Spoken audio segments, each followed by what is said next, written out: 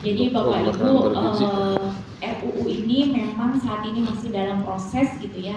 Mungkin kalau Bapak Ibu sempat melihat si Praja, ya si Praja itu ada rancangan RUU-nya. Kalau Bapak Ibu mau download, monggo silahkan di si Praja gitu ya. Kalau Huawei nggak kita sediakan rancangan RUU-nya. Tapi karena memang saat ini masih dalam pembahasan, jadi kami belum bisa share file yang saat ini sudah disampaikan di dia kan OEM-nya iPhone. Tapi paling tidak konsepnya draftnya sudah kami upload di si praja.lkpp.go.id jika Bapak Ibu ingin mengetahui, membaca lebih lanjut seperti itu. Kemudian arah kebijakan pengadaan ke depan terkait pemberian makan bergizi gratis. Nah, ini salah satu program hasil terbaik cepat presiden terpilih. Nah, saat ini sudah mulai masif di sosialisasikan seperti itu Bapak Ibu. Di LKPP pun rapatnya itu berkelanjutan, setiap hari ada rapat MBG ini dengan Bappenas, Badan Pangan Nasional, dengan BGN gitu ya, Badan Gizi Nasional. Nah, itu setiap hari selalu ada rapat. Nah, kita ingin melakukan beberapa support sebenarnya ke program dari presiden terpilih ini. Namun ya itu tadi masih dirancang-rancang, masih diskusikan seperti itu, dan ini sangat berat gitu ya, karena memang ini programnya adalah untuk seluruh Indonesia dengan anggaran 71 triliun.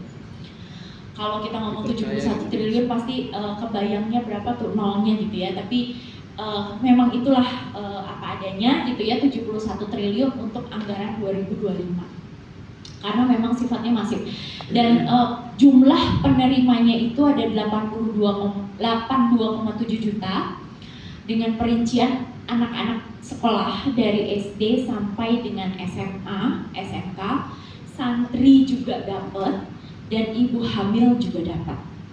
Nah, jadi ada 82 juta dengan program anggaran 71 triliun. Next. Nah, ini Bapak Ibu, kalau Bapak Ibu lihat ini adalah ekosistem dan dampak program makanan bergizi. Ini semacam SCM-nya.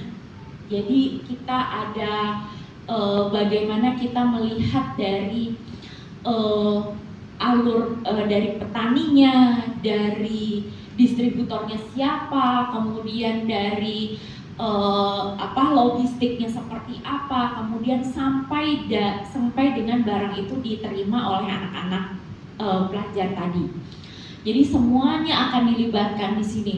Ada infrastruktur pertaniannya, ada litbangnya, ada logistik pengirimannya, petani, peternak, nelayan, semuanya itu dilibatkan di sini. Jadi ini adalah semacam SCM gitu ya, ekosistem bisnisnya di tingkat desa, kelurahan di Indonesia. Jadi sampai dengan kelurahan di mana sekolah itu ada, pasti punya ini, dan diharapkan adanya sirkulasi ekonomi pada tingkat desa atau kelurahan dapat menciptakan lapangan kerja baru di sektor pertanian, peternakan, kelautan, energi, logistik, dan pengolahan makanan. Jadi semuanya ini berkaitan seperti itu. Intinya adalah bagaimana kita memberikan gitu ya, memberikan dampak yang baik, dampak yang besar untuk perbaikan gizi anak-anak dan ibu hamil dan untuk pengentasan kemiskinan. Next. Nah, ini potensi penempatan pendanaannya jadi terbagi menjadi desentralisasi dan sentralisasi. Kalau sentralisasi itu nanti berdasarkan APBN, institusi lainnya. Tapi kalau desentralisasi diserahkan langsung kepada berdasarkan APBD, APBDes, dan dana BOS itu langsung diserahkan kepada sekolah, komite sekolah, kelurahan, puskesmas, pesantren, pokmas dan sebagainya. Bayangkan Bapak Ibu ini di seluruh Indonesia gitu ya. Jadi tentunya akan banyak sekali keterlibatan dari pelaku pengadaan. Apalagi kalau misalnya nantinya dia menggunakan APBN APBD gitu ya, pengadaan barang jasanya harus dilakukan sesuai dengan ketentuan Perpres. Belum. Ini pembahasan aja misalnya gini nih temanya. Saya sudah Nah, ini Bapak Ibu dukungan teknis LKPP untuk program MBG mulai dari dukungan kebijakan, nanti ada perlem pengadaannya tersendiri khusus MBG. Nah, saat ini kita sedang melakukan perumusan terkait perlem tersebut. Nanti ada bagaimana pengadaannya gitu ya, siapa yang terlibat, pelaku pengadaannya bagaimana gitu. Nah, itu semua akan ada di situ. Dukungan sistemnya juga seperti itu. Dukungan sistem SPSE-nya, pembelian yang melalui purchasing, katalog, nah itu semua dilibatkan di LKPP. Jadi apakah bisa dilakukan secara tendering atau purchasing dan sebagainya itu masih dalam proses pembahasan. Dan pembinaan SDM-nya juga seperti itu. Jadi kita sebagai asesor mungkin nanti akan banyak juga terdampak gitu ya ketika misalnya ada beberapa pelaku pengadaan yang akan ditunjuk untuk menjadi PPK dari MBG ini, PPK, kemudian Pokjanya gitu ya, mungkin akan ada penyiapan uji kompetensi, nah seperti itu. Nah mungkin nanti kita akan terlibat di pembinaan SDM ini. Dan terakhir ada pendampingan. Nah ini khusus untuk pendampingan mereka melakukan pengadaan seperti apa. Karena kemarin pemaketannya bisa ada beberapa alternatif.